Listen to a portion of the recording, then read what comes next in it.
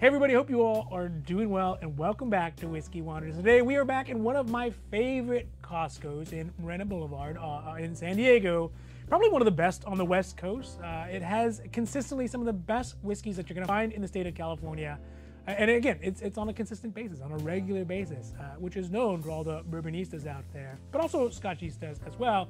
So today we're going to be delving into some pretty interesting, well-hyped Scotch out of Highland Park. In fact, the Highland Park Cask Strength batch number 4, and a sort of new bourbon entrant that may be, a remnant from the bourbon craze, but is not quite solidified in its position as an everlast whiskey, for the coming whiskey winter, which is the Devil's Share. But it's a hometown hero, right? I'm rooting for it.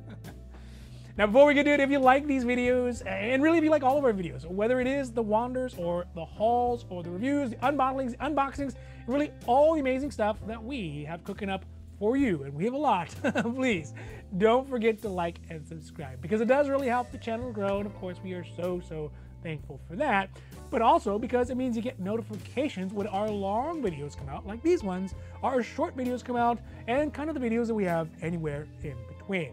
All right, now, let's get down to the video. So today, while we are waiting for the Wander Vision to get fired up here, let us too get a little fired up. And yes, I know, I'm gonna get your cockles up with this glass, but I do like it, and it was a gift, so you gotta use it sometimes. But let's do a real quick whiskey check, where today I'm gonna be enjoying a little bit of, you know what, it is still kind of chilly out there, especially in other parts of the country, so I think I'm still gonna enjoy this. I'm not gonna put it into winter storage yet, which is going to be this limited edition Midwinter's Night's Dram. It is the old one, which arguably may or may not be better. It was definitely a lot cheaper, so it does kind of make me sad to drink it, but it is just so good for kind of like cold weather chill vibe to it. So I really do like it. Let's get it turned over here, both sides, and see if we can get a pop. Oh, pretty good, like that. And get some juice. Oh yeah. And to whiskey, because let's face it, you can never really drink too much of it. You can only just drink it too fast. Cheers. Oh yeah, hits the spot every single time. So today, let's start off with a Scotch that I actually haven't really had much chance to dip into, more than really a toe. I think we tried it at the Paris Whiskey Live recently. But other than that, we don't have a bottle. I thought I had a bottle. I don't have a bottle of it, but it does get so much hype. It gets pretty good overall reviews, and especially when it comes in an ABV that is really more suited for a Stag Junior, or maybe even one of the fire breathers out from the BTAC line. So this one looks very appealing at this point at that ABV, which is the Highland Park Cask Strength batch numero 4. Now, thinking about where I am currently at the whiskey growth in my whiskey experience, I'm kind of in the market for picking up a few more Scotches. Also, the wife loves the Scotches. Now, I know that I have a deep love for the islands, as well as things like Ben Romac and some of the Irish, the Spots and the Redbreast. But the Highland Park is one that I have really been wanting to jump into, but just haven't, without really any good reason not to, is along with some like the Octomores and some of those heavy hitter Macallans as well. Now, with the high gravity ABV on this one, I can see myself really getting into this one as a starting point for the new wing of our Scotch collection, a new shelf, if you will. Now, as you imagine, Highland Park is made in the Highlands of Scotland in the UK. It is distilled by the eponymous Highland Park, and it has a mash bill of 100% malted barley. And to add some flair to it, it is aged in ex-bourbon, ex-sherry, European and American casks, as well as select refill casks, which sort of sounds like when you were a kid and you scribbled with all the crayons in one space and then put the black crayon on top and then kind of like skimmed it all off with like a scissors or something like that. You get that kind of very cool menagerie of colors. I feel like it's kind of like that, but for whiskey, and also with a much higher ABV. So also it is non-chilled filter and 100% natural coloring. Now, this is only the 4th release of the Cask Strength that Highland Park has done, hence batch number 4. And I guess I wonder why a distillery that has really been around so long, been making whiskey for quite some time, why they waited up until now to get a beefed up version of their scotch. Maybe are they just trying to sell to more Americans? I don't know. Either way, the price that we see it here at the Costco and Morena Blvd is at a very reasonable, I would consider this very reasonable for what it is, at $79.99. And is especially good in comparison to the price that you would get at either a Bevmo or Total Wine, who have it at $101.99. Both of them have it at that same price. So I wonder if that means they're getting it from the same place. Either way, if we did decide to pick this one up at the Costco, we would have saved about $22.99 or 27.5% over both the Total Wine and the Bevmo prices. There's not an age statement on the batch 4, and I guess there's always a good argument one way or the other that it is an advantage to not have the age statement on there. And the ABV again on it is the one thing that I find obviously most alluring, or at least it stands out to me, is at 64.3% ABV or 128.6 proof. Woo! But that leads me to kind of have a word about ABV, is that I don't know, for the higher ABV scotches that I've tried, like the Lagavulin 12, some of the higher ABV Ardbegs, I do wonder if the ABV for scotches over that kind of 55% point really begin to be a detriment to the palate. Then, like where bourbons often have a very narrow lane of flavors and are very kind of like bold and tend to be really over-enhanced by an ABV with a higher number on it, scotches, I'm just not sure that that relationship is the same, that balance is the same as ABV with bourbon as ABV with scotch. So I'd be curious what you all think about that one. Today's notes on it that I could find on it do mention that it is bold, it is chewy with honey, ginger, baking spices, apple cider with a noticeable influence from a port cask and a gentle peat. That all sounds really quite good. The review scores that I could find on it average out, giving a high kind of 80s, low 90s score at 90 points on the dot. So yeah, I mean, I think I should have picked this one up because the price does seem pretty good. The ABV is where I like it. And it is a scotch that I have had my eye on for such a long time, but unfortunately this time it was a pass. But next time it comes around and I find it at the same price, and after a more thorough review, I think this would probably be the first Highland Park that I would end up picking up. Next up is a whiskey that I have actually seen all over the place, despite what their website says, especially here in Southern California. And I want to root for it, right? It's a hometown hero. It's local boy makes good, right?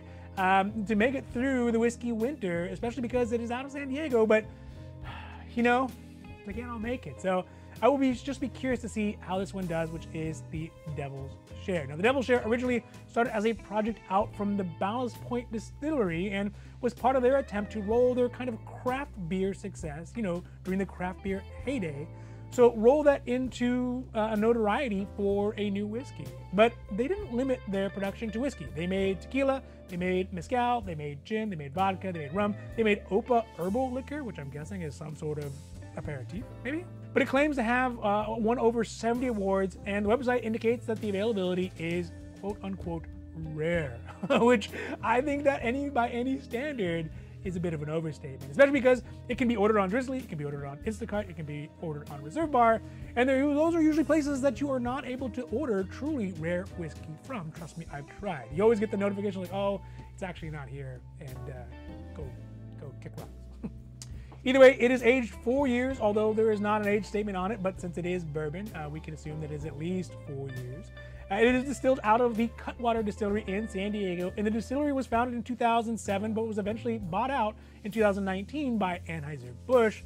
And since then, really the distillery as a whole has found most of their growth in the ready-to-drink or RTD beverages, like, you know, in the can tequila and soda, Moscow mules, hard seltzer, those types of things as well. But I guess I wonder, aside from the noticeable marketing prowess of Ballast Point or Cutwater, I mean, the box is very memorable. I remember it from seeing it all over the place. It's got the devil on there.